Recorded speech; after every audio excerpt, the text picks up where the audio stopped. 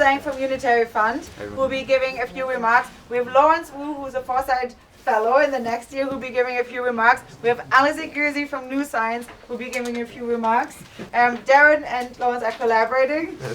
We have Evan and we have Aaron from Foresight giving a few remarks. And if you want to have a breakout on the NFT gallery, then we have this too. And so maybe we can do a speed round of just introductions. What is your approach for innovating in the way that we do scientific innovation?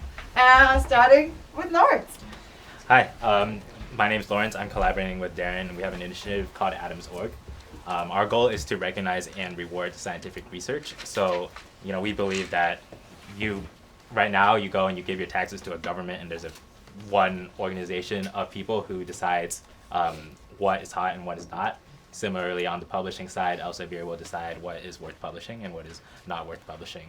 So our goal is to make that decision in the hands of many more people, with significantly less overhead and significantly more in real time. Lovely, great. Great. Will, what are you working on? Thank you for coming all the way. Oh, good. So hi everyone, my name is Will Zhang, and I'm here on behalf of Unitary Fund. So we're a nonprofit that works in the quantum computing space. You've probably heard about quantum computing, so there's a lot of applications of quantum technology and sensing, computing, networking.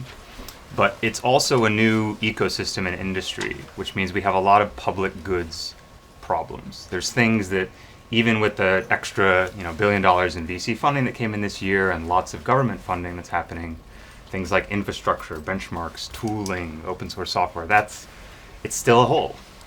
So what we've been doing over the last couple of years are helping fill those gaps.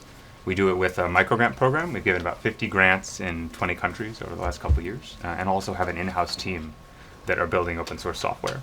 One of the reasons I'm really glad to be on this panel today is there's a lot of new tooling out around things like DAOs or other kinds of collaborative infrastructure that I think what we're doing in quantum would be a great place to apply it. And so I want to talk a little bit about that.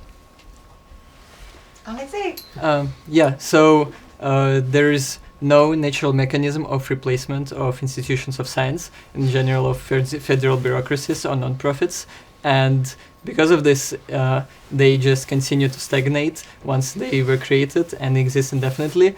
Nonprofits live by their endowments and often continue to do the exact opposite of whatever their founders intended, for example. And so the existing institutions of basic science really came to be this way after the Second World War, in the US at least, were designed by Vannevar Bush in a large part. And we think that the majority of the smartest grad students these days, actually not even those who are interested in basic science, who do want to do basic science, are not looking to continue their career in academia. They want to drop out and do something else. And because academia is just very bad at properly empowering and enabling people. And so the goal of New Science, which is the nonprofit that I run, is to essentially, since there is no natural mechanism of replacement of these institutions, is to essentially just start a new generation, start 21st century institutions of basic science that will actually function well for a while, and then in 50 years they will also become the NIH and will become boring, politically constrained in all sorts of ways, but then hopefully we'll be able to spur this process of institutional renewal, and in the meantime enable some really good science and will contribute to science more broadly. And then in 50 years someone new come along and will then create a new generation of institutions of science, and the goal of New Science is to essentially build literal physical research institutes eventually that will do basic science, that would empower scientists to do basic science better. Lovely. And we just incorporated earlier this year, so we haven't actually done anything yet. We're going to be But you already have a big wait list for applications, right? So we're going to be running programs for young scientists next summer, and then in the fall a 1-year program, and gradually scaling until we're able to build entire labs and entire research institutes outside of academia. And these institutes will eventually constitute the new academia. Lovely. Darren, as Lawrence and Alison mentioned, we're collaborating on ideas for thinking about how we can reimagine and redesign a lot of the incentives that go into scientific research today to better reward contributions that currently might be overlooked, whether that's sort of replication studies, publishing in more real-time open ways, and also thinking about some of the sort of principal agent problems that we often find in science where funding often goes to older, more conservative projects with sort of more short-term cited approaches, and can we actually fund a broader range sort of high risk, high reward, high impact research? So just a little bit more, I guess, information on the sort of things that we're thinking about, and really excited about sort of the emergence of a lot of these cryptoeconomic primitives that allow us to do a lot of experimentation on the incentive and mechanism design space. Last but not least, Evan. Evan Miyazono. I'm representing Protocol Labs. We created IPFS, libp2p, and Filecoin which are fairly well known in the Web3 space. And we raised enough funding that we are exploring more fundamental improvements that we can make to research processes related to fields that we're interested in, like cryptography, distributed systems, and networking. Also things that are, if you stretch, adjacent to distributed and peer-to-peer data storage and sharing, like brain-computer interfaces or VR/AR metaverse. And we've had a grant program for a while. We've distributed, I think, tens of millions of Filecoin and at least tens of millions of dollars. And when all you have is a grant program, it's very easy to see every funding problem as something a grant can solve. And we are currently trying to change that for ourselves and build out things like a roadmap with milestones that looks very similar to the tech trees effort here. And so it's interesting to compare notes and collaborate on tooling around that. We want to attach bounties to those, with the idea being that if you want to do something, it may be a public good, it may have huge impact, but no revenue stream. You should have some capacity to de-risk, or for like someone who cares about that, to de-risk that effort for you, so you can quit your job, get started on doing these things, and then have some understanding that if you achieve some milestones, you will get rewarded. And then if that milestone has more impact than was predictable, because there's definitely unknowns about the future of impact, we want to make sure that there are mechanisms to retroactively fund those things, so that not just do people who have done great things in the past get rewarded, but there's an ongoing expectation and incentive for people to do things that are highly impactful, so that because they'll know that they can, when their time comes, have that impact and get that incentive. And so we're planning to deploy probably an additional few million, at least maybe tens of millions over the course of the next year or two, using some of these novel mechanisms to support the development and improvement of projects, research questions, and solutions related to distributed storage in Web3, and also some of these adjacent topics, to trial them, iterate on these mechanisms, and try and make sure that we have things that work better than just grants alone, especially just government grants, which I think we're already possibly better than. Yep. And on the tech tree note, we have Aaron here, who built out basically the tech tree that you saw as a very, very first V1 prototype in the longevity field as a map yesterday. We actually now have a database, correct? So do I do the full thing or just the overview? Just whatever you want. Okay. So a lot of people are not going to be able to see this. I was hoping to have a projector, but this is an animation. Wait, stand, yep, or maybe go around. Show and tell. Okay. Well, there's animations on this, so some people might miss it. If you hold it facing this way, I'll film it, and then later on people can if watch you it. stand there, like where Robbie is, maybe that's better. Yeah. Yeah. Okay. And project toward the mic, too. Well, I'll show you later. Okay. So, you've seen something that looks similar to this, which is the nodes that have been seen at the general conference. And what we're gonna do is we're gonna build out a tech tree based upon those nodes, and then we're gonna have several features for filters for the whole map that eventually. And what we're gonna be able to do is say, oh, I want to see the level of investment, and it's going to color code everything in a tint from green to dark green or something like that, and you can see which areas are being overfunded or underfunded. I wouldn't say overfunded, but funded greater than other areas. You can use a personal filter for a personnel filter, so you can see how many people are working on a particular piece. You can use a query tool eventually and be able to see the downstream effects of any particular technology. See if we focus on this thing, what's it going to impact? What's the greater picture here? And then I can show you, this is the current iteration that's actually hosted online right now. It's a prototype. And this is all, you've seen the static tech tree, but this is actually dynamically rendered from a database, an SQL database. So it pulls the information from a database, and it just sort of throws it up automatically. It draws all the arrows out, and it's going to get a lot better than what it currently is, but that allows us to make really rapid changes and iterate very quickly and make this a living document. So it's not just going to be one roadmap and then 2 years later the whole thing's obsolete. We're going to keep updating it. We're going to have entries for all the companies, all of the labs, all the advocacy groups for any particular node. They're going to be able to see the web of connections. They're going to be able to click on any particular node and zoom in and see a much more detailed view. How are people going about trying to solve that particular thing? What are the parallel, trains of thought? What are the competing trains of thought? And who's doing what? If company A folds or collapses, what does that do to the technologies that they're involved in? Something like that. So we're going to be capturing all that information, and then we're going to be distributing it to everybody in a very open access methodology. And Allison's view is, sorry, did you want to talk about the crypto stuff, or? Well, I mean, like I already talked about the maps price that we're creating for just creating better tools like this. We're trying to build this out in the back end with obviously very low skills, but ideally you can actually crowdfund it, you can actually crowdsource it so that individual people can actually, like on Wikipedia, actually comment on the whole thing. That's why we're having the hackathon to building out a better tool for this.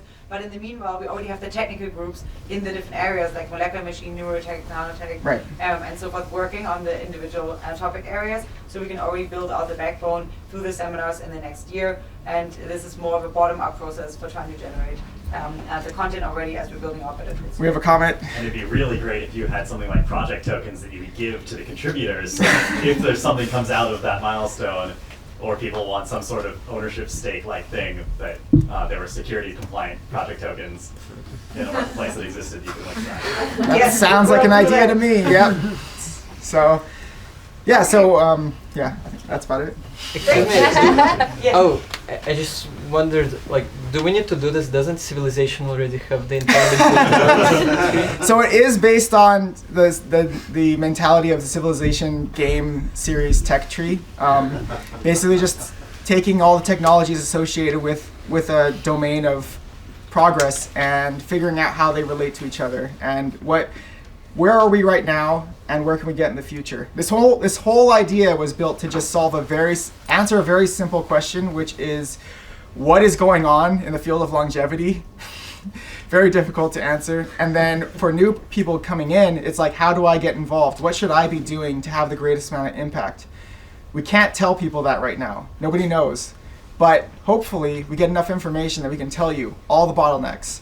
Here's all the best people doing all the right research in each particular area, and here's where you can do to make the greatest amount of difference. I mean, I should say, there's different people that want different things out of this. For example, Trent McConaughey, who we first collaborated with on this, from Ocean Protocol, he actually wants to fund an entire path through the space. So he wants to get from now to Dyson spheres, and so he wants the tech fees for every different area that Foresight's working on, and then he wants to fund the path through it. Balaji wants to do it the other way around, where he's like, this is the thing that I want to do, and this is the thing where I want to give bounties on.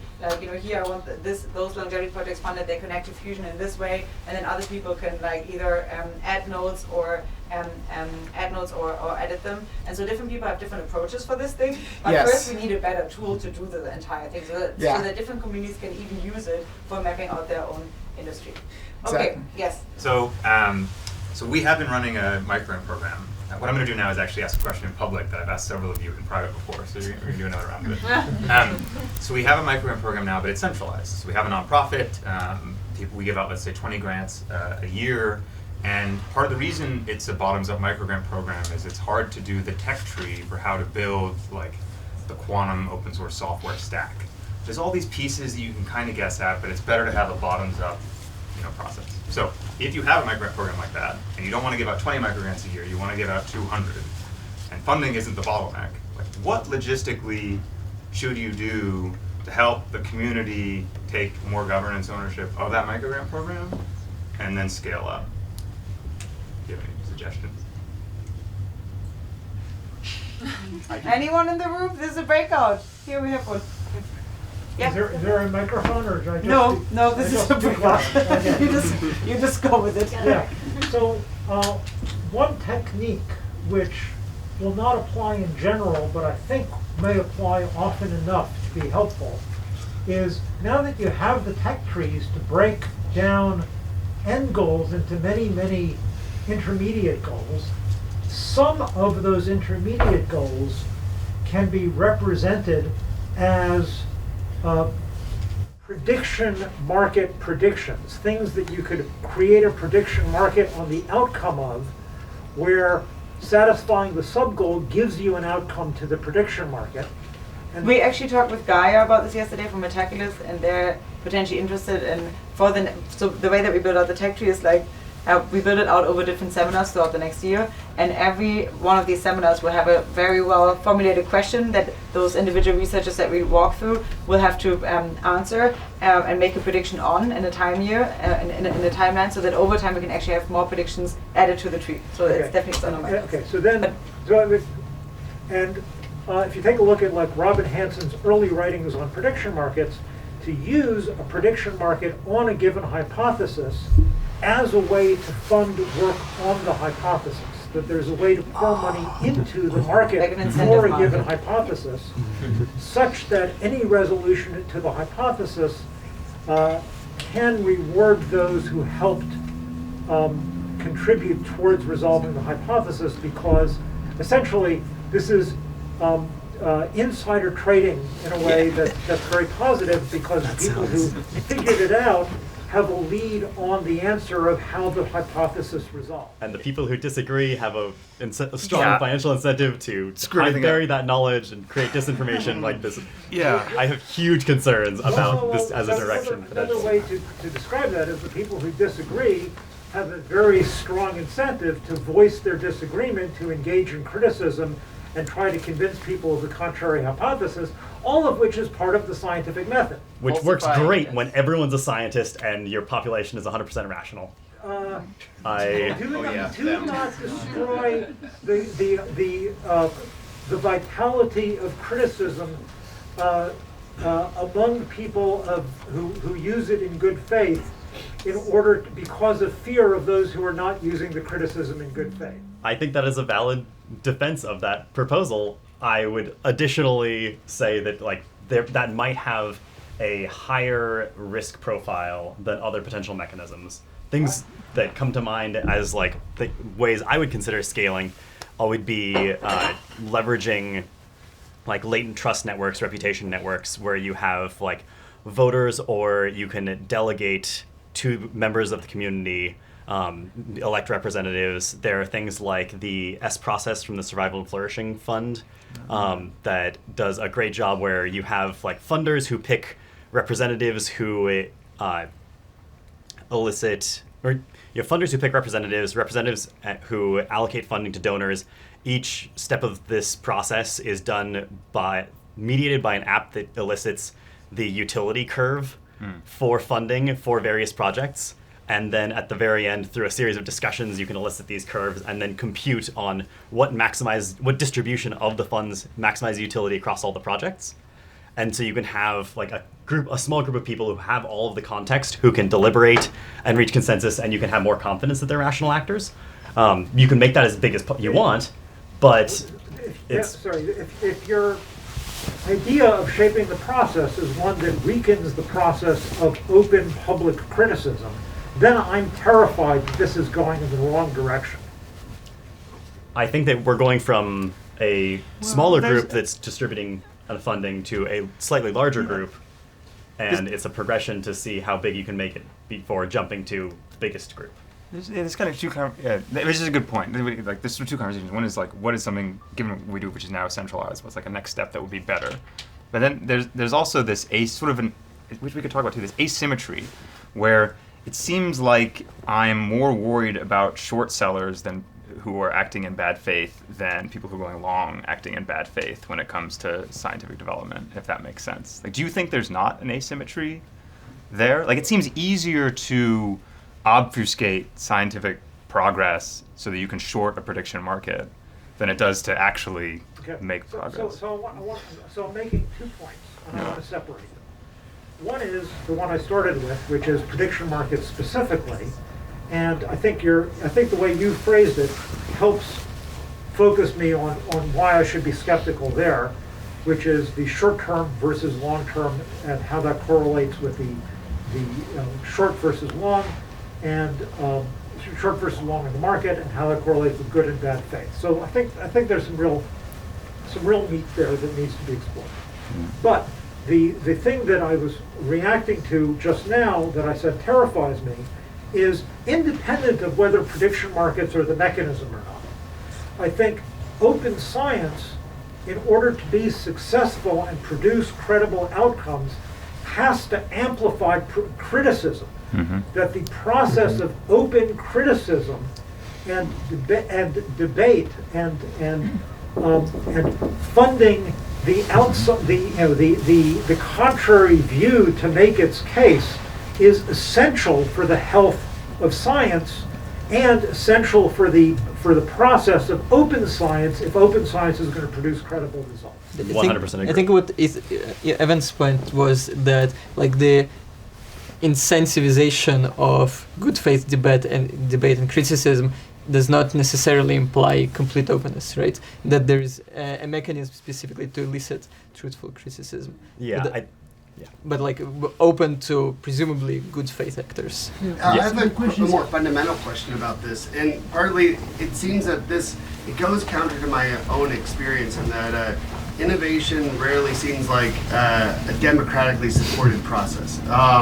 Everything I've done that seemed like meaningful on an innovation front was largely disparaged and written off by the very people who should be voting to support it. And it wasn't until sometime in the future where you'd cross an invisible line and people would say, "Oh, that was brilliant. Let's get behind that." Yeah. And so, how do you kind of fundamentally resolve this difference? So same thing here. Okay. do you want I think we're all gonna have similar thoughts. My thought is, like, how much of that was because the people saying like, this isn't interesting was like a broad consensus, and like you could have probably found 1 or 2 people who would have agreed that it was very interesting in fact. But as soon as you open this process up to everyone, like iMarket, where like everyone's opinion is weighted by the amount of money they're willing to commit, you might have something that is less representative of like a few select people who have high context on what you're doing, who recognize that it is in fact very interesting. That's exactly right. It came down to like 1 or 2 people who took the first bet, and certainly not the masses. And, and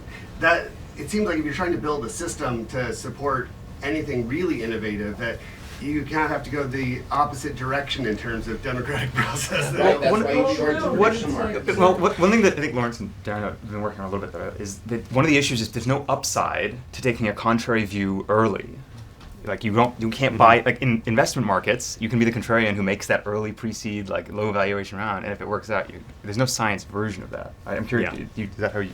Yeah, I mean that's exactly how we view it in the sense that like markets are the exact same thing where like a lot of like good companies that end up doing very well like don't have a lot of believers in the beginning, right? But I would say that the market process is very democratic, right? But it's not democratic in the sense that like if you like have 51% of the people with you, then you win. It's in the sense that like in 10 years, right? Just like what you're saying, when you get the 10 years later consensus that this was a brilliant thing, then the 1% from earlier will get rewarded. Maybe it's important, but also prevent people from doing something. Like you can, as long as you get somebody to fund your startup, it doesn't matter that 1,000 people disagree. Versus peer review is they can block it from being published. But also the public markets. The public markets appear like 10 years after the company is founded, and the company is founded and funded in the private market. And I don't know, if we think about SpaceX, then it probably would not have been funded in the public market, and in fact the public market would probably like short it as hard as possible. And precisely potentially the fact that you cannot short very early stage projects, and they're not open to this completely democratic process, is the reason why they're able to survive. And this is also the sort of like this criticism is sort of, I think there's a more general point where like I don't know, like I have this like general, I guess, thesis, which is not mine, but like a lot of things are power law distributed, and like capital allocation ability is also power law distributed. And like if your mechanism is not taking this into account, then I don't think this is like the mechanism in the right direction.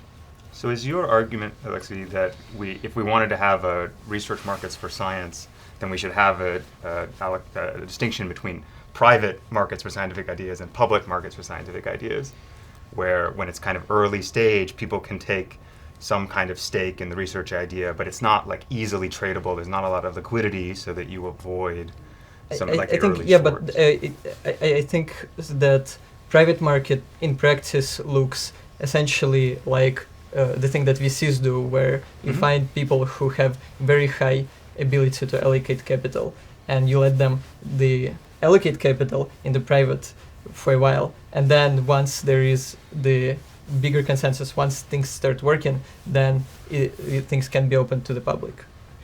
Provocative concern that's probably too much of a divergence to pursue, but I think that crypto does create the possibility for people to generate all sorts of weird derivatives in their basement and turn private markets into public markets if they don't care about compliance and things like that. Yeah. Sorry. Well, but I'm curious about incentives for collaboration in science.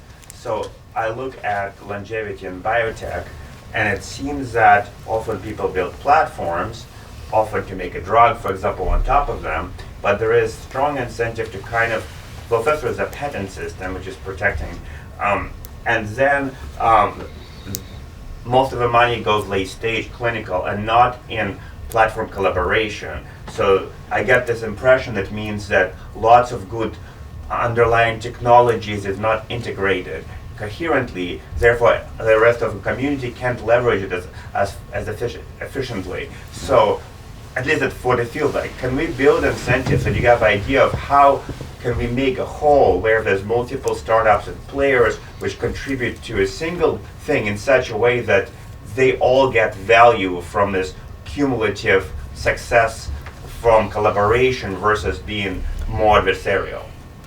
Go ahead. I was just going to say, like, I don't think that for-profit startups should be exempt from receiving grants for doing public goods, because as a for-profit company, you have a choice at any point in time to privatize your software or to make that public. And I think that there should be grant and prize programs bounties out for even companies who are making money to trade off the profit from private.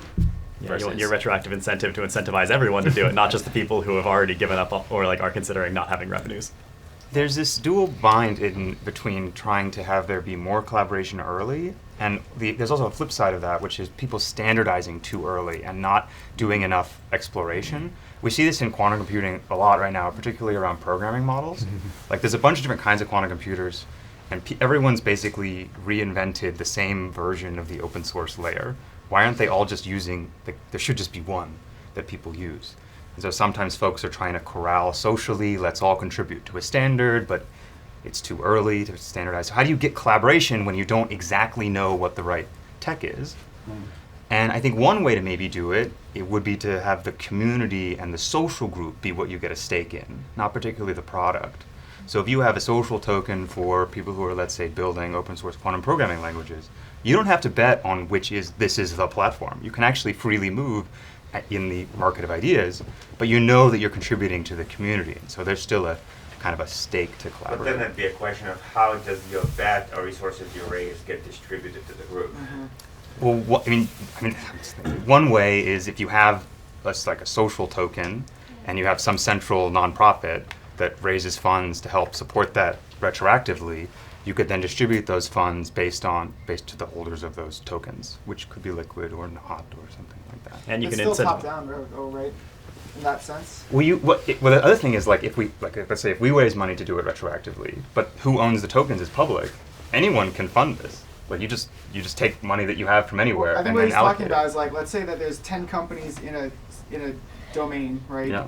And you want to put your bet on the entire domain. Okay, so you give $100. That's going to get split up to those companies. How do you decide how much of your $100 goes to each of those companies? So which is a hard problem, and like it's really like you're trying to decide what quantum open source software to fund. Like you have to really get into the nitty-gritty details. Yeah, exactly. But if the community is itself bottoms up allocating tokens, so if like I, a member in the community, see someone make a great pull request to a major open source library and give them some quantum tokens, then you as a funder can know that this is kind of the community's Okay, so there's two consensus. tokens here. There's one that's being distributed like separately from the funding token. The funding token's coming in and it's getting split up to everyone. But the split is determined by a separate token that then is being shared around in the field. There's a. Do you remember the article by Scott Commoners on like reputation? Anyway, so the structure here is that there's like one token which is the social value, and so let's call that like coordinate with give tokens. What's that? Is that what you're thinking about? Coordinate is the system. Oh no, I'm not thinking of that give one. token. But Okay. But so think of it as like there's two kinds of tokens. One is coins, which is like things you buy and sell with, and the other is social value tokens. And you SourceGrid has this too. Yeah. So yeah, there's a lot of versions of it. In some ways, you're trying to build like a contribution graph, and how do we actually get legitimate contribution graphs? Right now in academia, it's mostly paper oriented, but as you mentioned, SourceGrid is an interesting project, at least in open source software, to find other metrics to start creating these contribution graphs. That You could do quadratic funding as another one. You could have like just consensus, like use quadratic voting for consensus over Shapley values that you could then compute. Sorry, over what values? Shapley values. Can you explain that? Shapley values are like there are three very reasonable assumptions that you could make about fairness, like what you would want fairness to be for a distribution of resources. And if you start from those, you can derive that there is a unique distribution from evaluations of like, say three of us contribute to one outcome, and you want to know how to most fairly allocate. I'm blanking on what the it what shows the three assumptions are. Which elements more positively or negatively impacted the outcome. It's a framework that elicits or that requires elicitation of valuation of like how valuable would the outcome have been if like I hadn't contributed or if the two of us hadn't contributed, and you can answer that piecewise and then compute some fair it's marginal impact. Inflation study. Okay. Inflation study. Is there a way to take projects from academia, papers, inventions, and then, ICO them on DeFi so that every project would have, it's backed by a patent and a paper and a group, and then, if people want to invest in that project, then they just buy tokens and the price goes up, and then, if people want to invest in a bucket of things, then they buy those a bucket token of nano, token ETF, right? Those tokens are unregistered securities in all likelihood, and so there should be ways to generate a marketplace where you can trade them in a reasonable way. You might need to be accredited if you're doing this in the US. You might need to like base this somewhere else, but like I am definitely interested in generating that marketplace. If you know any like creative lawyers or any Go like to the full Bahamas or Hong Kong or Yugoslavia. I would rather do it somewhere in the U.S. that's securities like compliant with securities law. I think that is actually plausible as a thing to do. But that would be totally investing. support that type of thing. But that would be investing. That wouldn't be philanthropic work. Like let's say early stage research would not be. But there's no revenue stream that these are linked to. We were talking about. Well, but could there be a future revenue stream? I mean, that's. It looks like equity. So, like, I don't know if There's that's. that. Yeah, there's. Yeah, that's. I mean, like the whole Or thing, like, or if for there's us, belief like, in retroactive funding.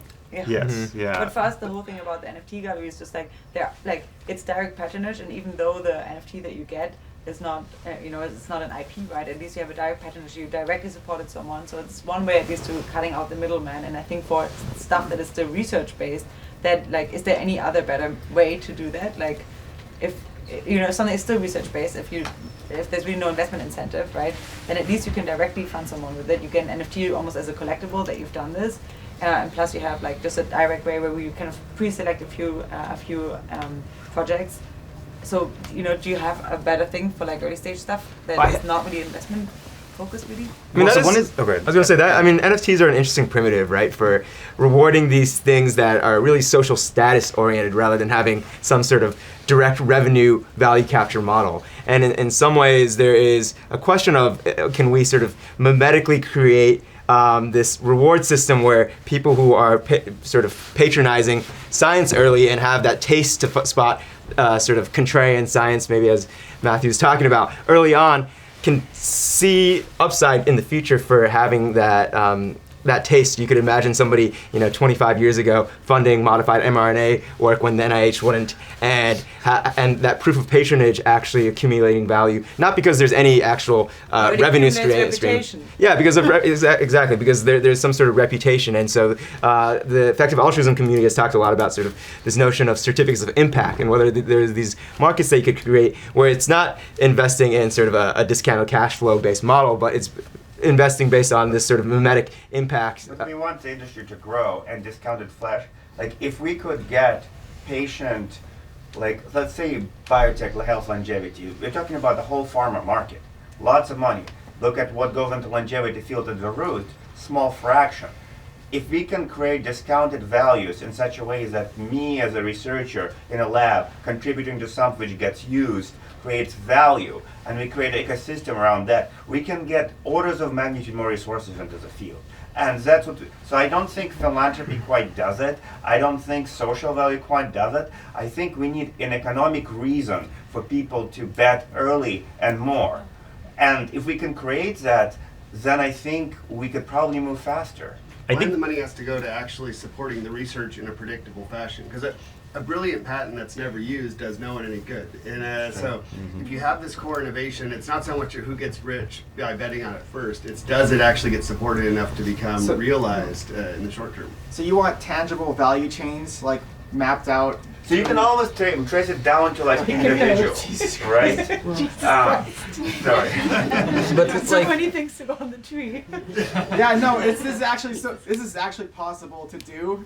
Not right now, obviously, but in the future, if we mature this thing out, I'm just thinking like you can actually map out like, so let's say we reach something further down the field, and we've actually seen every single step of the way to get there.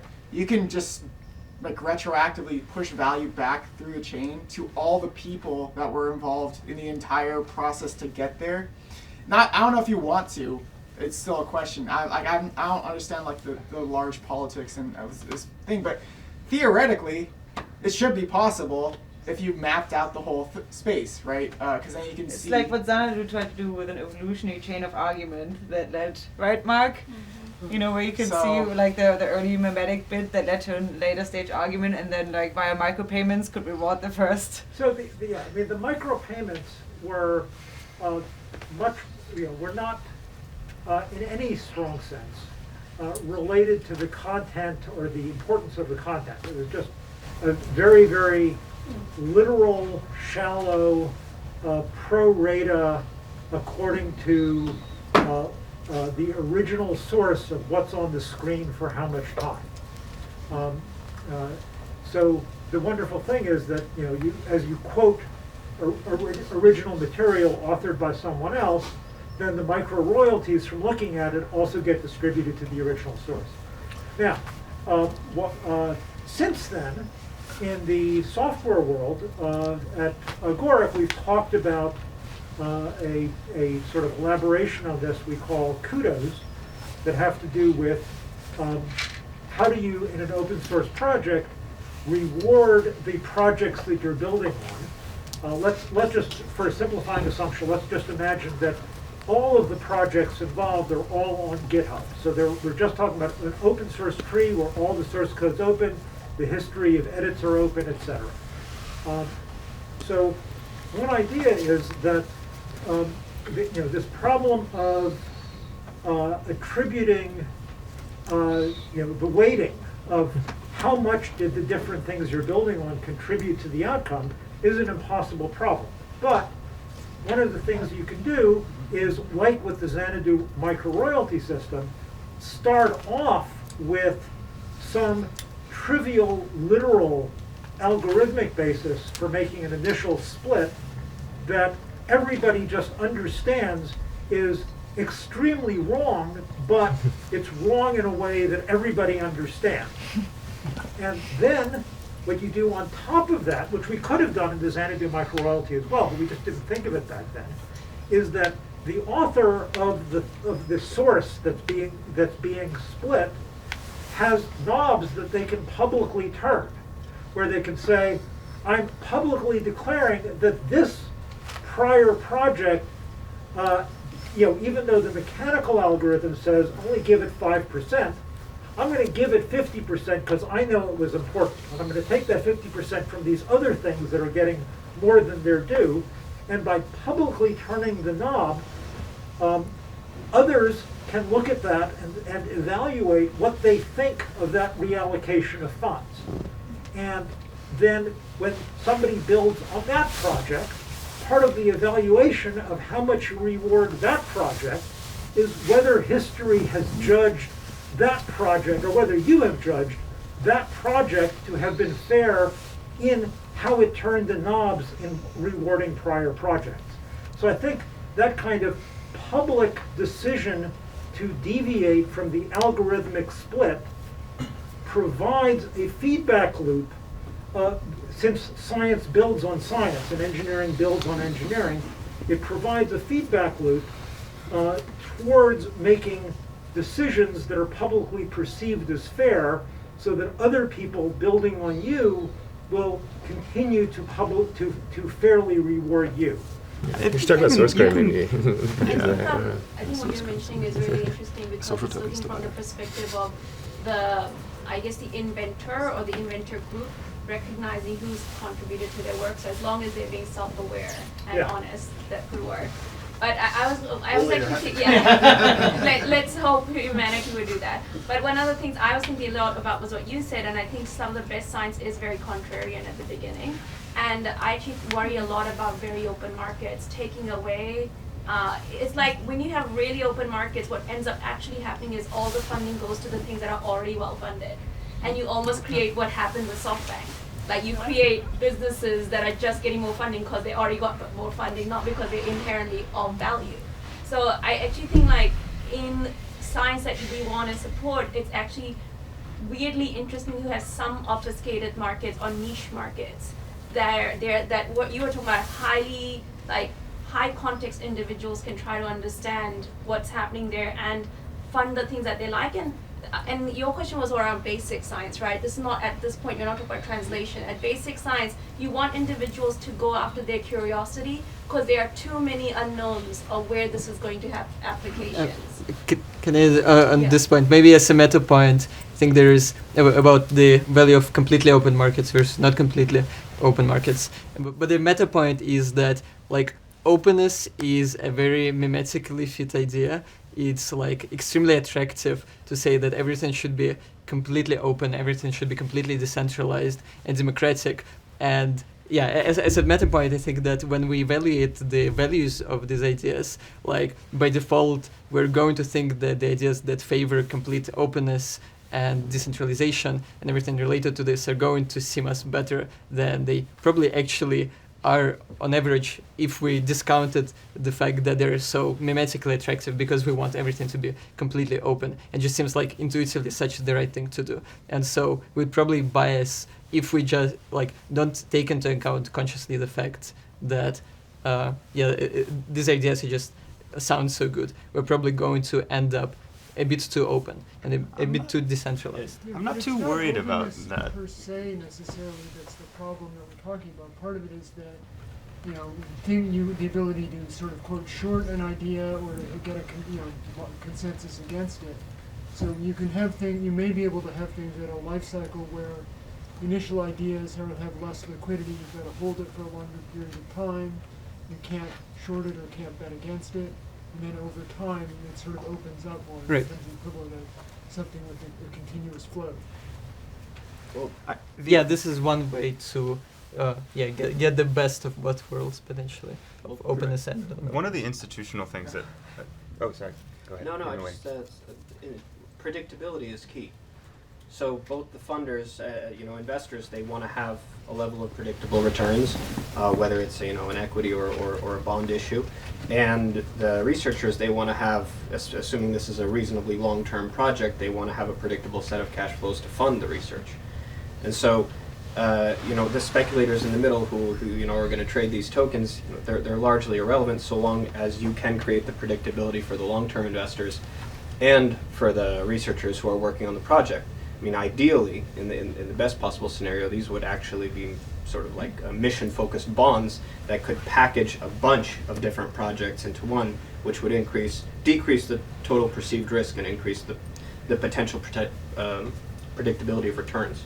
I love and I'm deeply skeptical, both love and I'm deeply skeptical of financial instruments like that for science. I've spent a decent amount of time I spent a little bit of time thinking about them, and I eventually came to the conclusion that the risk-return profile on science is just going to be worse than anything competitive from a financial investment perspective. But that's okay. Especially given the value capture. We're not trying to package this as like a great way to make money. I think the use of markets is that it can help better allocate the capital that's even already going in. And if that's already better allocated, then we'll probably see more. But using markets to allocate rather than to generate more return. I'd like to jump in here. There are many spontaneous order coordination mechanisms in human society. And markets, per se, are sort of the biggest and most obvious ones, so we tend to focus on that. But there are many other decentralized coordination mechanisms that create spontaneous orders. Language is my favorite example of sort of the most ultimately decentralized one. With regard to science, a very important spontaneous order mechanism is the giving of credit by citations and by related work sections and acknowledgments and all these things. And those are not conserved quantities. By giving more credit, I don't have less credit. And this is actually part of what inspired the kudos thing, is when I read a scientific paper, if I see that it's not giving credit where due, I have a lower opinion of the paper. And the authors of the paper know that I do.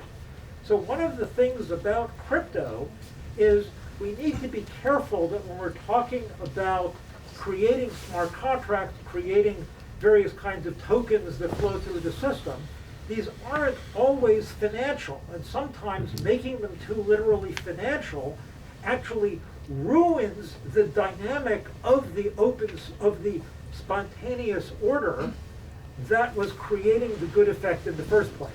If citations were financialized, it would ruin the role that citations play in science. Now, citations can be financialized too. Why would it ruin it? Yeah, I'm not sure. So you can pay for citations, right? Yeah. You can pay people to cite your paper. People are gaming but the people don't really do system. that. They go for whatever will get the highest H index, and it's already a known problem in science. But what's the part that you're worried about? We sort of already have the gaming aspect of it. People are already gaming citations. Okay. So I don't have a way to prevent it from being gamed. I don't have a way to prevent it from being financialized. So I think that acknowledging that any time you've got such a system coexisting with all of the market incentives, there's going to be attempts to financialize any of these things. Yeah. But the signals that the citations give to the reader, if the citations are the outcome of financialized decisions, then the quality of the information signal they convey to the readers gets compromised. So, for example, an example of where financialization of something is kept somewhat separate is that we're all familiar with and see every day, is Google separating the ads on the search page from the non-sponsored results. And the reason they do that is in order to maximize the revenue that goes to the ad-sponsored results, you need the non-ad sponsored results to have high credibility, which only flows from not having been financialized. I would. Counterpoint to that is that the present abuses of the citation system and relevant rankings for journals only exist because the system is insufficiently financialized at the present time. So we do not have enough financialization of these interactions between individuals that actually do have value, and we are not accounting for that value within the value systems that matter. And if we did, if we had a system that did that, I think we would see far less of the abuses that people care about, which up to and including Google's fund separation of ads versus non-ads, because things like that just wouldn't matter anymore. I would be very worried about the lack of overlap between the distribution of authority that you would want or that you would expect in the people allocating resources and the allocation distribution of financial resources. And I think that the more disparate those distributions are, the more fraught that particular application might be. You cannot stop evil. On that note. On that high note. On that high note. This was a fantastic breakout. Wow, I'm really happy about all the popcorning. I'm hoping it wasn't the last one. We have another breakout that is on DSI at the Castle in France as well, and I'm hoping that we continue the discussion on Discord. Very quickly, last sentence. There's, I think, an analogy between consequentialism relates to virtue ethics in the same way that complete financialization relates to citations that are not based on financial incentives. And yeah. I love that we're ending on a high meta note that brings ethics in. Great. Okay, thanks everyone. This was lovely.